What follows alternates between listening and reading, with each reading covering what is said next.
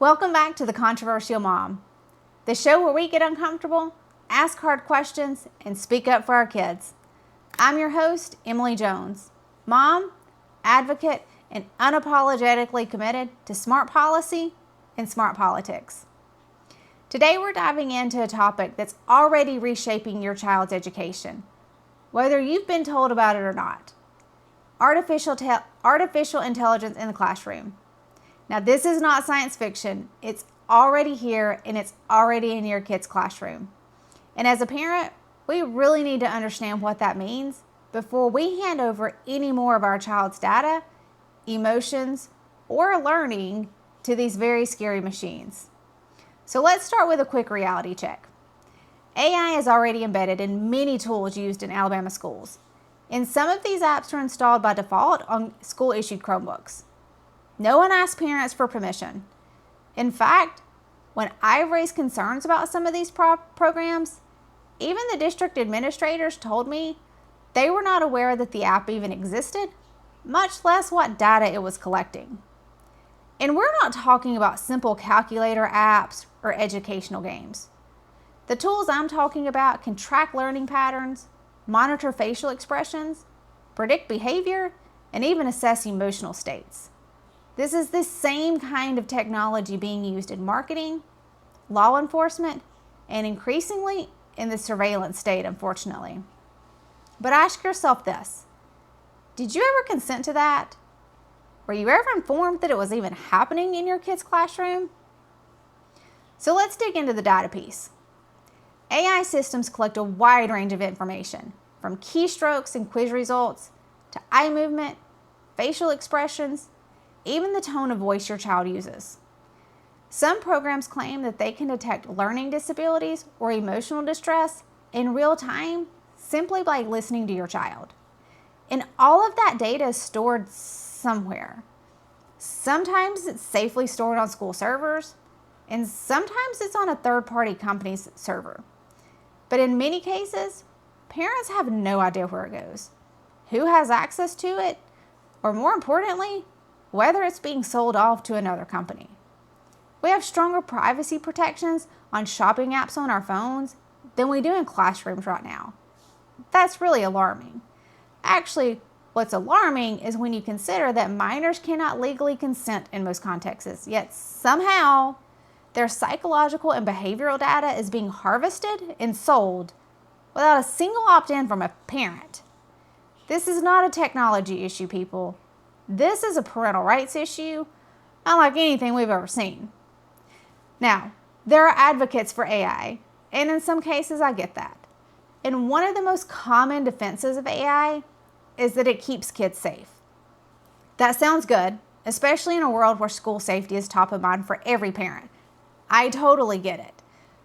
But we really need to stop and examine what safety with AI actually means. So let's use the example of Coleman City Schools. A couple of years ago, they rolled out a security system that uses facial recognition and behavioral analytics to detect potential threats. It scans students and visitors for signs of aggression and danger. Now, what those signs are, I don't know. Who determined them, I don't know. But they're in the software and they're scanning kids. And I understand the motivation behind this. I really do. We all want safety in schools. But let's talk about the cost of what this safety actually has on us. What happens when there's a glitch and it flags a child falsely? What if a kid's simply having a bad day and gets labeled as a threat because of bad posture or the wrong facial expression? What does that do to the child's record? More importantly, what does it do to the child's sense of trust in the school?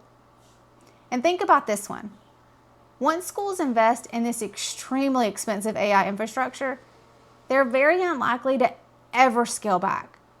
No matter what ends up being the long-term consequences on the students, they're not going to. Now, I want to connect this to something that I talked about on a prior episode. The book, The Anxious Generation by Jonathan Haidt. Y'all know I love to read, and this has been one of my favorites so far this year. But in the book, he lays out how kids are already drowning in the digital life. They have less face-to-face interaction than ever before, more screen time than ever before, and more pressure to perform online than ever before. And now, on top of all that, we're adding in machine-based surveillance to their everyday learning environment. We're teaching kids that they are always being watched, that every blink, every movement, every word is being analyzed. And it's not neutral, it's very biased. It's also not helpful tech. All of this is anxiety-producing, isolation, and unnatural, especially during the very sensitive formative years of childhood. Now, kids need real teachers. They don't need AI bots. They need conversations, not silent flags from emotion detecting software. The human element in education isn't just important, it's essential to every part of learning. Now, here's something else that I've really loved. Everybody's tracking the big, beautiful bill, the big sweeping federal proposal that includes all sorts of funding and guardrails, actually somewhat for teaching tech in schools. But tucked inside that bill was a clause, and MTG herself brought attention to it. But the clause is very simple. It says states cannot prohibit regulations on AI for 10 years. For 10 years. 10 years. My son will be out of school by the time this prohibition ends. But MTG, no stranger to tough fights, of course, and why I love her, refused to support this bill for that exact reason. And I'm very thankful that she did, and I totally agree with her for doing that.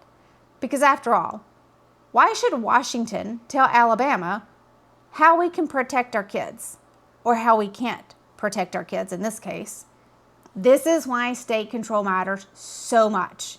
And it's why we need school boards and legislators that are paying attention, not rubber stamping every shiny new tech product that's put in front of them, because that's kind of what's happening. So let's talk about who's pushing all of this. Ed tech companies backed by Silicon Valley giants are really promising efficiency and personalized learning through the lens of AI. But many of these platforms, like Panorama, Quizzy, and a lot of other ones, are also in the business of data collection.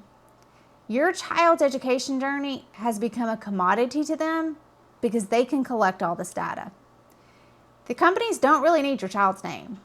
They just need to track patterns, track behaviors, trends, and then they package all of it up and sell it. And you have no idea that it's happening.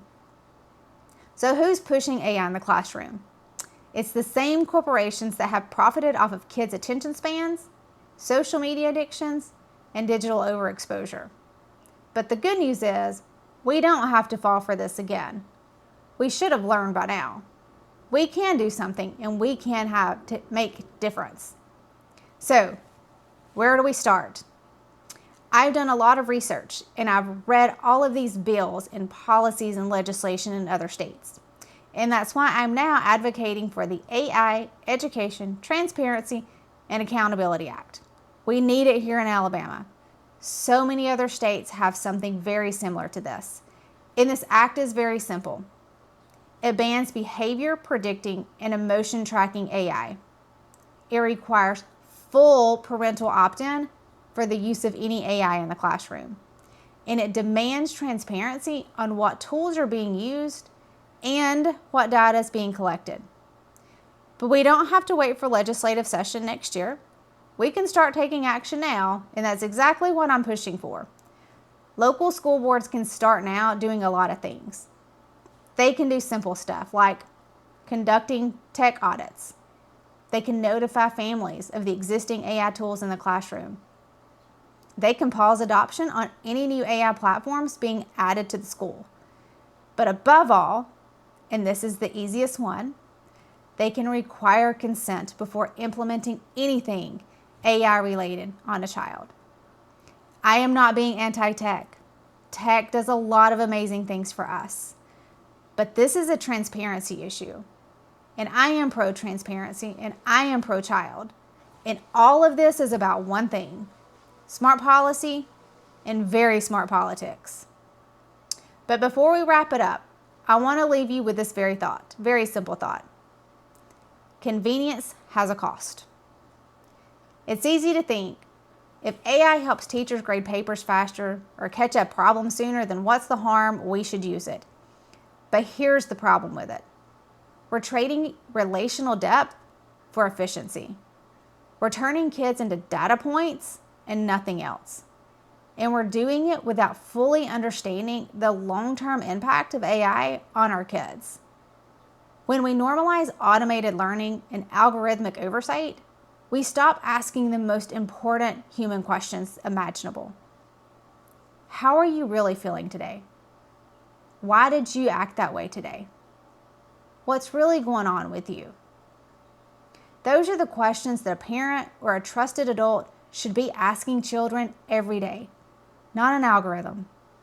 A child's story can't be predicted by machine logic.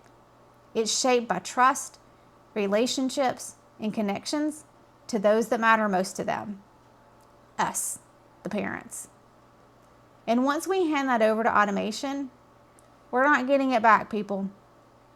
We need to be wise. Let's be brave enough to inconvenience the system, to slow down the tech, and to stand up for our kids' humanity. Because your child deserves more than automized learning. Your child deserves to be known. And we all love our children. So parents, you have homework. Let's get to it. Let's start by doing simple things. Ask your child's school what AI tools are being used in the classroom. When they tell you they don't know, because they will, be persistent. Make them find out and make them tell you. Demand to know where the data goes. They're gonna tell you they don't know. Don't stop asking. Keep emailing, keep calling, make them give you the answer. Push your school board to adopt parental consent policies. When they tell you they don't know how to do it, write it for them. And if you don't know how to write it for them, call me and I'll help you write it for them. You can do this. But the easiest thing you can do, start a conversation with other parents. That is truly how we start shifting culture, is by having conversations and educating our neighbors. We don't need to reject every technological tool out there, but we also don't need to embrace every one of them blindly. We need to slow down, get the facts, and put our kids, not the convenience of automation, at the center of our schools. Thanks for joining me today with The Controversial Mom. If this episode opened your eyes, share it, tag a friend, and bring it up at the next school board meeting. As always, friends, stay bold, stay vocal, and never apologize for putting your kids first.